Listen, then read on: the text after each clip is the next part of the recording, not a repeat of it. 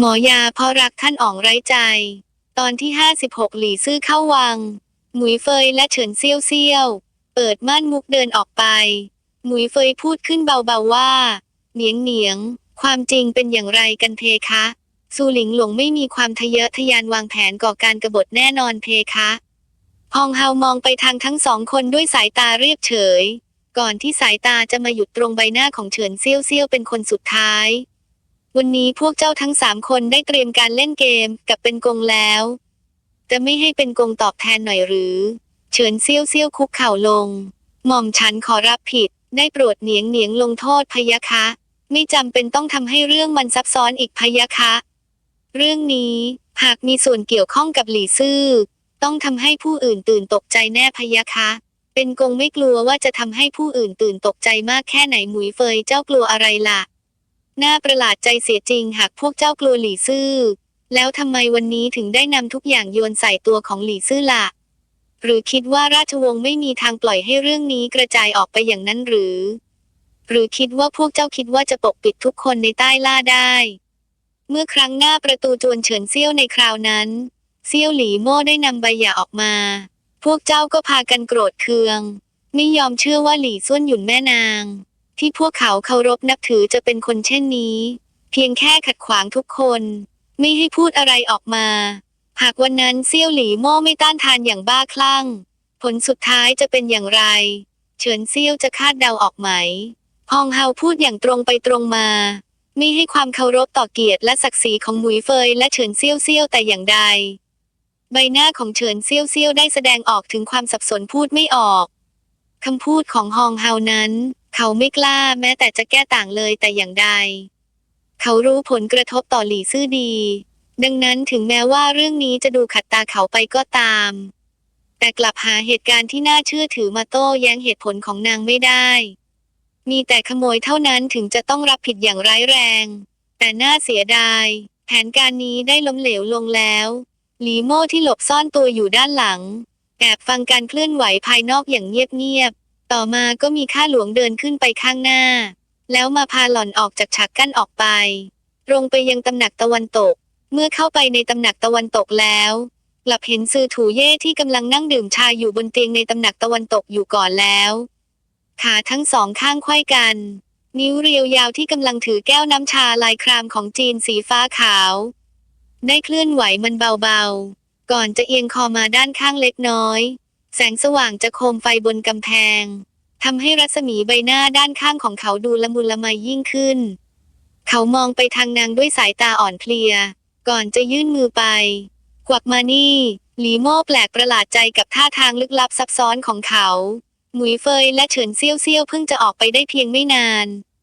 เขาก็พรวดเข้ามาแล้วนี่คือพระตำหนักจิงหนิงเป็นพระตำหนักของฮองเฮาเหนียงเหนียงนะนางเดินเข้าไปแล้วมาหยุดยืนอยู่ด้านข้างของเขาท่านออกมาแล้วหรือเพคะมานี่ซือถูเย่ได้ชี้นิ้วไปด้านตรงข้าม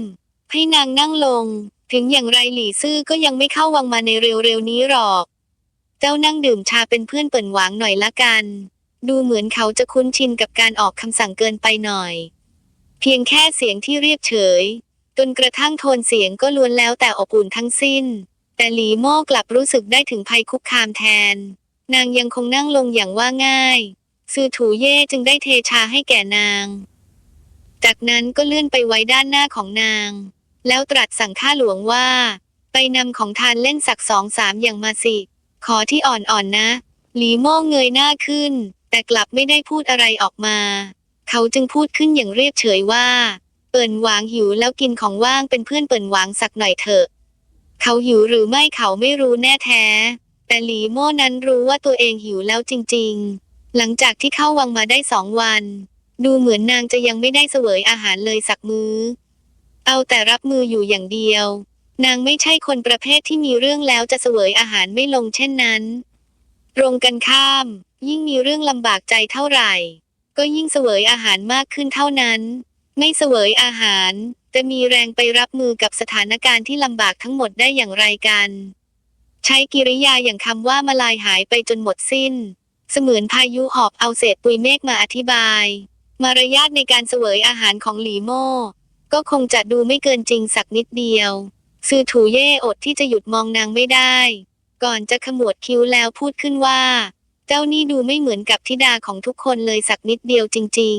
ๆหลีโม่กลืนข้าวคำสุดท้ายลงไปแล้วจะยืดคอขึ้นมาแล้วพูดขึ้นว่าเคยชินแล้วละเพคะอาหารนี้รสชาติอร่อยเสียจริงแต่ว่าอาหารพื้นเหล่านี้เปิ่นหวานไม่รู้สึกว่ามีอะไรน่าอร่อยเลยซือถูเย่พูดขึ้นด้วยน้ำเสียงเรียบเฉยหลีโม่หัวเราะออกมาแต่เป็นอาหารค้างคืนหม่อมฉันก็กินหมดเพคะหม่อมฉันยังเคยกินอาหารเหลือของสุนัขเลยนะเพคะของเหล่านั้นมันดีมากเลยนะเพคะเมื่อครั้งที่อยู่ในหน่วยงานลับแต่เอาเวลาไหนไปทานอาหารหากยุ่งมากล่ะก็ล้วนแต่จัดแจงทานอาหารตามใจปากทั้งนั้นอาหารที่มีหนูมดแมลงสาบนางก็สามารถทานได้หมดหลังจากที่ทานอาหารหมดแล้วก็รีบกลับไปหมกมุ่นกับงานต่อเมื่อก่อนสถานที่นางไว้ทานอาหารไม่ใช่ในโรงอาหารหรือในบ้านเลยแม้แต่น้อยส่วนใหญ่แล้วนางทานอาหารในรถข้างถนนพุ่มไม้อาหารส่วนใหญ่ไม่ใช่ข้าวไม่ใช่กับข้าวแต่เป็นปลาที่อยู่ในแม่น้ำกระต่ายที่อยู่บนภูเขาแล้วแต่จะจับได้แล้วนำมายัดใส่ท้องให้อิ่มก็เพียงพอแล้วซือถูเย่กลับคิดว่านางเคยมีชีวิตที่ไม่สุขสบายมาก่อนในจวนเฉินเซี่ยวแม้กระทั่งข้าวก็ยังต้องแย่งมาทานเลยสีหน้าของเขาค่อยๆเกิดความเคร่งขรึมขึ้นมาเปิ่นหวานให้สัจจะแต่ไม่ทำให้เจ้ามีชีวิตเมื่ออย่างวันนั้นอีกแล้วหลีโม่อึ้งงันไปแต่ก็เข้าใจในทันทีว่าเขาเข้าใจผิดแล้วนางจึงได้ยิ้มแห้งๆออกมาข้าพูดเกินความจริงไปเท่านั้นความจริงแล้วเรื่องมันไม่ได้เป็นเช่นนี้เลยเพคะอาหารของข้าเมื่อก่อนล้วนแล้วแต่ดียิ่งทั้งนั้นกับข้าว3อย่างน้ำซุป1อย่างพร้อมข้าวขาวซือถูเย่ตอบกลับมาเพราะทนไม่ได้ที่จะเปิดโปงการปลอมแปลงของนางบรรยากาศรอบๆค่อยๆอึมครึมขึ้นเมื่อซือถูเย่เห็นว่านางกินอิ่มแล้วจึงสั่งให้คนนำข้าวไปเททิ้งหลีโม่แทบจะพ่นออกมาในทันใดเสียดายของเก็บไว้เสวยตอนดึกก็ได้นี่เพคะแววตาของซือถูเย่ได้ฉายความขุ่นเคืองออกมาหากเจ้าอยากเสวยในเวลากลางคืนก็ทำชุดใหม่ให้เจ้าหลีโม่มองไปทางเขาอย่างเคร่งขรึมความรู้สึกอบอุ่นค่อยๆก่อเกิดขึ้นมาภายในจิตใจแต่ว่าอย่าดีกับนางนักเลยตอนนี้นางไม่ต้องการความใจอ่อนมากที่สุดนางหักห้ามใจไม่หันกลับไปเห็นได้ชัดว่านางเกิดความรู้สึกเสียดายชีวิตในชาติที่แล้วดูเหมือนนางจะไม่เคยมีใครมาสนใจตัวนางเลยดังนั้นเมื่อได้รับความรักจากหลี่ซื่อนางจึงได้ให้หลี่ซื่อเป็นแม่ของนางได้รับหมั่นโถ2 ลูกและน้ำ1จากข้าหลวงรับใช้ชายหน้าประตูนางย่อมจำได้ดีแต่ว่าเขาไม่ใช่หลี่ซื่อและก็ไม่ใช่ข้าหลวงรับใช้ชายเขาเป็นอ๋องซื่อเจิ้งในชาตินี้เขาปฏิบัติต่อตัวนางดีมากนางจะไม่ยอมมีส่วนร่วมในการช่วงชิงอะไรเหมือนชีวิตของเขาในชาติที่แล้วอีกเพราะนั้นคือกระแสน้ำวนที่ดึงดูดนางให้เข้าไปไม่มีแม้แต่ที่ฝังศพไม่ว่าจะชาติที่แล้วหรือว่าชาตินี้สิ่งที่นางทำทั้งหมดก็ล้วนแล้วแต่เพื่อให้ตัวเองมีชีวิตรอดต่อไปเท่านั้นเพราะความใจอ่อนในชาติที่แล้วจึงได้ถูกเจ้านายหักหลังชาตินี้นางจะไม่ใจอ่อนกับคนที่มีอำนาจหรือเจ้าแผนการใดๆอีกเด็ดขาดหลีโม่นั่งขัดสมาธิแล้วปิดตาพักผ่อนความหวาดกลัวตอนที่เข้าวังมาได้ถูกนำไปใช้เป็นพลังกายอ่างเต็มที่นางแทบจะเหนื่อยล้าทั้งใจและกายทีเดียวซือถูเย่มองนางมาโดยตลอดสำหรับแม่นางผู้นี้เขาได้เกิดความสงสัยตั้งแต่ต้นเรื่องการถอนมั่นจากจวนเฉินเซี่ยวในวันนั้นปฏิกิริยาที่น่าอัศจรรย์ใจของนางได้ตกมาอยู่ในสายตาของเขาแล้วแต่ว่าเขามองไม่ทะลุนางเรื่องนี้ทำให้เขาไม่มีความสุขที่ได้ควบคุมสถานการณ์มาโดยตลอดเมื่อสถานการณ์ด้านนอกได้เคลื่อนไหวอีกครั้งหลีโม่จึงได้ลืมตาขึ้นมาทันใดจากนั้นก็ได้ยินเสียงของหยางมาเข้ามาในหูว่าฮองเฮาเหนียงเพคะหลี่ซื่อฮูหยินของเฉินเซี่ยวเซี่ยวได้อยู่ด้านนอกของตำหนักแล้วเพคะฮองเฮาตอบเสียงกลับไปให้นางอยู่ตรงนั้นก่อนหลังจากที่พาซูหลิงหลงมาแล้วค่อยให้นางเข้ามาเพคะหยางมาตอบกลับแล้วเดินออกไปหลีโม่รีบยืนขึ้นอย่างรวดเร็วจากนั้นก็เดินไปเปิดม่านด้านหลังออกก่อนจะมองลอดผ่านม่านมุกออกไป ดูเหมือนเฉินเซี่ยวเซี่ยวจะมองกลับมาด้วยปฏิกิริยาโต้กลับสายตาที่ดูราวกับงูพิษได้มองไปทางหลีโม่ที่กำลังมองผ่านม่านมุกออกไปสายตาคู่นั้นฉายแววความโกรธแค้นและชิงชังออกมาแทบจะแผดเผาหลีโม่ให้หมดสิ้นอย่างไรอย่างนั้นฮองเฮาพูดกับหมุยเฟยและเฉินเซี่ยวว่าพวกเจ้าไปหลบซ่อนตัวอยู่ในด้านหลังฉากกั้นก่อนเถอะไม่มีคำสั่งจากเป็นกงก็ห้ามออกมานี่คือตำแหน่งเดียวกับที่หลีโม่เปลี่ยนได้มีเพียงหลีโม่เท่านั้นที่อยู่ทำหน้าที่รับแขกได้ซูหลิงหลงถูกพาตัวออกไปเสื้อผ้าบนตัวของนางฉีกขาดอย่างมากอีกทั้งยังมีบาดแผลปรากฏขึ้นมาอีกด้วยเห็นได้ชัดว่านางต้องพบเจอกับการลงโทษที่หนักหนาแค่ไหนแต่การลงโทษนี้เมื่อนำมาเปรียบเทียบกับเซี่ยวหลี่โม่เจ้าตัวและเย็นในวันนั้นกลับดูเบาเกินไปทีเดียวทันทีที่อยู่ใต้บัญชาได้ทุบตีอย่างโหดร้ายซูหลิงหลงกลับดูอำมหิตมากกว่าพวกเขาหลายเท่าเมื่อหลี่ซื่อเข้ามาแล้วนางสวมเสื้อคลุมสีอ่อนกล้าวผมทรงสูงตั้งแต่หัวจรดเท้าไม่มีการแต่งเติมแต่อย่างใดใบหน้าที่ไร้เครื่องสำอางนั้นดูสะอาดอย่างเห็นได้ชัดก่อนจะเดินเข้ามาอย่างสะอาดบริสุทธิ์และสูงสุดการเดินเหินทำให้รู้สึกถึงความสุภาพเยือกเย็นในท่วงท่าเมื่อหลิงหลงฮูหยินพบนางจึงรีบกระแอมขึ้นมาทันใดฮูหยินฮองเฮาเหนียงชมเรื่องภาพวาดของท่านอย่างไม่ขาดปากฮองเฮาจึงอยากจะขอบคุณเจ้าตอนที่57โอบกอดไว้ในอ้อมแขนหลี่ซื่อเพียงแค่เลืองตามองไปทางหลิงหลงฮูหยินเท่านั้นด้วยสีหน้าที่ไม่ได้รับผลกระทบใดๆราวกับกำลังไม่รู้จักนางอย่างไรอย่างนั้นนางคุกเข่าแสดงคารวะหม่อมฉันหลี่ส้วนหยุนคำนับฮองเฮาเหนียงเพคะฮองเฮาเหนียงจงเจริญสุขหลี่ส้วนหยุนฮองเฮาจ้องมองไปทางหลี่ซื่อเมื่อครั้งยังวัยเยาว์นางได้พบเจอกับหลี่ซื่ออยู่บ่อยครั้งในฐานะที่เป็นแม่นางเหมือนกันนางก็ต้องยอมรับว่าหลี่ซื่อเป็นหญิงงดงามมากทีเดียวแต่ว่ากลับไม่ใช่ความงดงามที่ทำให้คนอื่นอิจฉาเช่นนั้นหลังจากที่จากกันมาเป็นเวลาหลายปีฮองเฮาแตะหางตาของตัวเองโดยจิตใต้สำนึกการเวลาผันเปลี่ยนไปดูเหมือนว่าหลี่ซื่อที่ผ่านเรื่องราวอย่างโชคโชนกว่าเมื่อก่อนมากกลับไม่เคยดูแก่มาก่อนเพคะหลี่ซื่อยกมือทั้งสองตั้งขนาบบนพื้นแล้วก้มหัวลงไปก่อนจะเงยหน้าขึ้นมาสายตาอ่อนโยนและไม่ใส่ใจเฉินเซี่ยวที่ยืนอยู่ด้านหลังของฉากกั้นนี่เป็นครั้งแรกที่เขาได้ใช้สายตาของคนภายนอกมองไปทางหลี่ซื่อในรอบหลายปีมานี้ต้องบอกว่า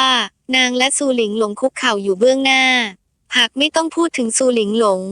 นางถูกแปลงโฉมเพื่อวันนี้ถึงจะแต่งตัวด้วยเสื้อผ้าหรูหราดีๆแต่มารยาทกลับไม่ได้1 ใน 10ส่วนของนางเลยสักนิดแม้กระทั่งอารมณ์ทัศนคติความหมายแฝงถูกทิ้งห่างไปไกลยิ่งนักความรู้สึกสับสนที่เกิดขึ้นในใจของเขาความรู้สึกนี้ทำให้เขารังเกียจฮองเฮาสั่งให้คนนำภาพวาดมาคลี่เปิดออกแล้วถามขึ้นว่าหลี่ซื่อเจ้าจำภาพวาดนี้ได้ไหมหลิงหลงฮูหยินคลานขึ้นมาด้านหน้าก่อนมองไปทางนางด้วยความกังวลใจเจ้าไม่สามารถปฏิเสธได้นี่คือภาพวาดของเจ้าจริงแท้แน่นอนหลี่ซื่อมองไปยังภาพวาดนั้นอย่างละเอียดถี่ถ้วนโดยที่ไม่มองหลิงหลงฮูหยินแต่อย่างใดจากนั้นก็ทำได้เพียงแค่พยักหน้าเล็กน้อยทูลรายงานกับฮองเฮาเหนียงนี่เป็นภาพวาดของหม่อมฉันจริงเพคะหลิงหลงฮูหยินส่งเสียงดีใจขึ้นมาทันใดฮองเฮาเหนียงนางยอมรับแล้วว่าภาพวาดของนางไม่มีส่วนเกี่ยวข้องกับหม่อมฉันไม่มีส่วนเกี่ยวข้องกับหม่อมฉันนะเพคะหลี่ซื่อมองไปทางนางด้วยความตื่นตกใจพร้อมกับขมวดคิ้วท่าทางการขมวดปมคิ้วบนใบหน้าที่งดงามช่างตื่นเต้นเสียจริงเมื่อฮองเฮาเห็นภาพผืนนี้ก็รู้สึกตื่นเต้นแทนอานชินไม่ได้ทำไมต้องให้กับเซี่ยวห้วยจุนชายแก่ผู้นี้ด้วย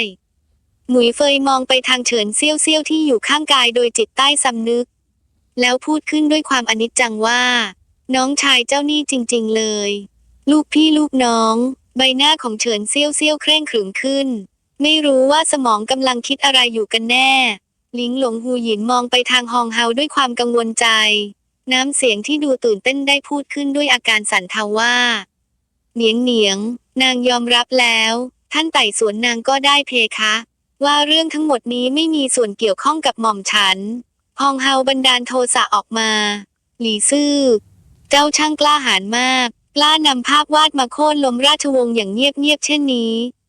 ใบหน้าอันบริสุทธิ์ของหลี่ซื่อค่อยๆปรากฏความประหลาดใจออกมาเหนียงเพคะนี่เป็นภาพวาดที่หม่อมฉันส่งมอบให้กับอ๋องอัญชิน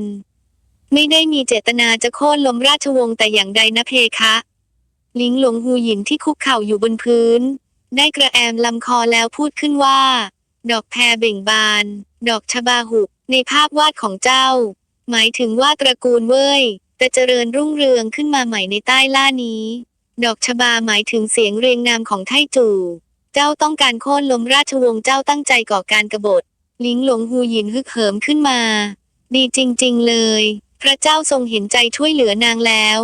ต่อให้เพียรพยายามแค่ไหนก็ทำงัดหลี่ซื่อไม่ได้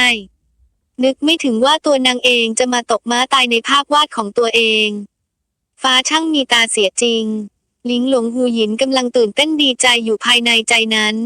หางตาได้ปรากฏแววตาแห่งความกระหายเลือดออกมาเมื่อได้ยินเสียงร้องตะโกนของหลิงหลงฮูหยินหลีโม่จึงได้แต่สายหน้าเบาๆครั้งนี้ฮองเฮาโหดร้ายเสียจริงๆให้เซี่ยวห้วยจุนได้เห็นความแตกต่างของสองคนนี้ด้วยตาของตัวเองแต่ว่านางชอบความโหดร้ายเช่นนี้จริงๆไม่ต้องขยับก็ทะลุถึงขั้วหัวใจแล้วอีกทั้งนางก็เชื่อว่าแม่สามารถอธิบายความหมายของภาพวาดได้อย่างง่ายดายว่ามันไม่มีความเกี่ยวข้องกับการทรยศเลยแม้แต่น้อยและก็เป็นเช่นนั้นจริงๆหลี่ซื่อพูดขึ้นว่าเหนียงเพคะดอกชบาจะหุบในตอนพลบค่ำเมื่อดวงอาทิตย์โผล่ขึ้นมาวันรุ่งขึ้นก็จะเบ่งบานขึ้นมาอีกครั้งแล้วจะหมายความว่าล้มเหลวได้อย่างไรกันส่วนดอกแพรเพราะในช่วงเทศกาลเดือนมีนาคมดอกแพรจะเหนือกว่าหิมะจะมีใยช่วงฤดูหนาวเท่านั้นในช่วงฤดูหนาวสิ้นปีถึงแม้ว่าจะมีความหมายแฝงมันก็เป็นความหมายเพียงแค่ตระกูลเว่ยได้สิ้นสุดลงแล้วไม่ได้บ่งชี้ถึงการทรยศเลยแต่อย่างใดเมื่อฮองเฮาได้ยินจึงได้ส่งเสียงหือออกมาเจ้าพูดเรื่องที่ผ่านไปแล้วแต่ในตอนที่เจ้าวาดภาพนี้ขึ้นมาเป็นช่วงเวลาที่เจ้าได้อภิเษกสมรสเป็นชายาของเฉินเซี่ยวแล้วทำไมกลับยังส่งภาพวาดนี้ให้กับอ๋องอัญชินอยู่อีกล่ะหลี่ซื่อเงียบไปนานมากจากนั้นก็ค่อยๆพูดขึ้นว่าอ๋องอัญชินปฏิบัติกับหม่อมฉันเป็นอย่างดีหม่อมฉันรู้ก่อนหน้านั้นแล้วว่าเขาสร้างคุณงามความดีต่อราชวงศ์เมื่อครั้งที่มาสู่ขอถึงหน้าประตูแต่ในตอนนั้นหม่อมฉันได้ตัดสินแต่งงานให้กับเซี่ยวห้วยจุนไปและมีทะเบียนสมรสกับเขาไปแล้ววันนั้นเขาจึงไปสาบานต่อหน้าพระพักฮ่องเต้ว่าเขาจะครองความโสดไปตลอดชีวิตเพื่อหม่อมฉันทำใจไม่ได้จึงใช้ภาพวาดนี้แจ้งตรงต่อเขาว่าหม่อมฉันได้พบกับสามีที่ดีแล้วได้โปรดทรงลืมหม่อมฉันไปเพคะถึงแม้ว่าเฉินเซี่ยวจะเพิ่งเคยได้ยินเรื่องนี้จากปากของหลิงหลวงฮูหยินก็ตามแต่เขาก็ไม่เชื่อแต่อย่างใดแต่เมื่อได้ยินหลี่ซื่อพูดออกมาด้วยตัวเองใจของเขาเหมือนกับถูกบางสิ่งบางอย่างกระแทกเข้าใส่อย่างรุนแรงเขานึกถึงในวันที่ฝนตกปอยๆนั้นเขาและอ๋องอัญชินได้ควบมาวิ่งมาจากถนนด้านทิศตะวันออกนางที่ยืนอยู่บนลานส่วนพิงอาศัยอยู่ตรงราวจับของบันไดผมเผ้าชุ่มไปด้วยน้ำฝนใบหน้างดงามมากยิ่งกำลังถือม้วนหนังสืออยู่แผ่นหนึ่งยืนโดดเดี่ยวอยู่เช่นนั้นราวกับว่าเสียงโห่ร้องโวยวายด้านนอกไม่ได้มีส่วนเกี่ยวข้องกับนางในตอนนั้นเมื่ออ๋องอัญชินเห็นนางเข้าแววตาจึงเกิดความสั่นไหวขึ้นมาหลังจากที่ควบม้าจากไปอ๋องอัญชินได้พูดกับเขาว่านี่คือแม่นางที่เขาชื่อชอบรอให้เขากลับมาจากสู้รบก่อนเขาจะไปสู่ขอนางเป็นพระชายาเขารู้มาโดยตลอดว่าอ๋องอัญชินชอบหลี่ซ่วนหยุ่นชอบมากถึงขั้นเข้ากระดูกเลยทีเดียวเขากับอ๋องอัญชินเป็นเพื่อนที่ดีต่อกันแต่ว่าเขารู้สึกต่ำต้อยมาโดยตลอดเพราะเขาไม่มีอะไรที่จะเทียบเท่าอ๋องอัญชินได้เลยสถานะการสงครามมารยาทความสามารถกังฟูเขาสู้เขาไม่ได้เลยจนกระทั่งเขาคิดว่าในเมื่ออ๋องอัญชินเป็นเพื่อนกับเขาจึงใช้เขามาเสริมจุดเด่นให้กับความสามารถและความสูงส่งของตัวเองหลังจากที่อ๋องอัญชินไปทำศึกสงคราม เขาก็ได้ตามจีบหลี่ซุ่นหยุนอย่างบ้าคลั่งเขาไม่รู้ด้วยซ้ำว่าเขารักหลี่ซุ่นหยุนจริงๆหรือเพียงแค่อยากจะเอาชนะอ๋องอันชินเท่านั้นในที่สุดเขาก็ได้ขอร้องขุนนางหลี่ให้ช่วยยกหลี่ซุ่นหยุนแต่งงานกับเขารู้สึกยินดีปรีดาหลังจากที่ทนทุกข์มาอยู่นมนานจนถึงขั้นหวังที่จะได้เห็นใบหน้าที่เสียใจและผิดหวังของอ๋องอันชินในความเป็นจริงแล้วถึงแม้ว่าจะสู่ขอหลี่ซุ่นหยุนได้แต่เขาก็ยังรู้สึกว่าหลี่ซุ่นหยุนไม่ได้รักเขาเพียงแค่นางไม่อาจขัดคำสั่งของพ่อแม่ได้เท่านั้นแต่ตอนนี้ที่ได้ยินนางพูดถึงความในใจออกมาด้วยตัวเองเขากลับเกิดความรู้สึกราวกับว่าอยู่กันคนละโลกความรู้สึกที่พูดออกมาไม่ได้อัดแน่นอยู่ในใจจนค่อยๆแปรเปลี่ยนเป็นความปวดร้าวที่บีบรัดไว้เขาหวังที่จะได้เห็นความปวดร้าวของอ๋องอันชินเขารู้สึกดีใจมาเนิ่นนานว่าความสัมพันธ์ของอ๋องอันชินและเขาขาดลงแล้วเขาจึงได้เป่าประกาศออกไปว่าอ๋องอันชินนั้นประณีถี่เหนียวแค่ไหน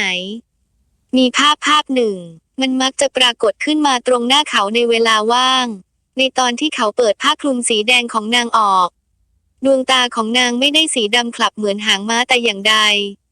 แต่กลับแสดงออกถึงอารมณ์ความรู้สึกรักและห่วงใยมองเขาเช่นนั้นในใจของเขาเจ็บปวดขึ้นมาทันใดซือถูเย่ที่ยืนอยู่ด้านหลังของหลี่โม่เขาได้ถอดถอนหายใจออกมาแล้วกระซิบข้างหูของหลี่โม่ว่าในตอนที่หลี่ซื่อวาดภาพนี้ในใจของนางน่าจะรักพ่อของเจ้ามากเชียวนะเพียงแต่ว่านางคาดเดาไม่ถึงว่าหลังจากที่ผ่านไปเนิ่นนานแล้วนางจะถูกรังแกอย่างหนักหนาเช่นนี้หลี่โม่รู้สึกทุกข์ใจแล้วพูดเบาๆว่ามีครั้งหนึ่งเราคิดว่าการรักคนคนหนึ่งคือตลอดทั้งชีวิตแต่ว่าในความจริงแล้วมันกลับเป็นไปได้แค่เพียงชั่วพริบตาเท่านั้นซือถูเย่รู้สึกสะเทือนใจจากนั้นก็มองไปทางด้านข้างของนางจึงอดที่จะยกมือทั้งสองข้างไปทางด้านหลังของนางแล้วโอบกอดนางเบาๆไม่ได้หลี่โม่แข็งทื่อไปราวกับมีบางอย่างมาให้ใจค่อยๆสลายไปอย่างช้าๆนางขมวดคิ้วเมื่อสัมผัสได้ถึงใบหูที่ได้สัมผัสกับคางของเขาลมหายใจของเขาหายใจอย่างเร่งรีบอยู่ข้างใบหูของนางหลี่โม่ผ่อนคลายลงครั้งนี้ปล่อยตามตัวเองไปสักครั้งให้นางได้โกหกกับตัวเองว่าได้หลบซ่อนอยู่ในอ้อมกอดใครสักคน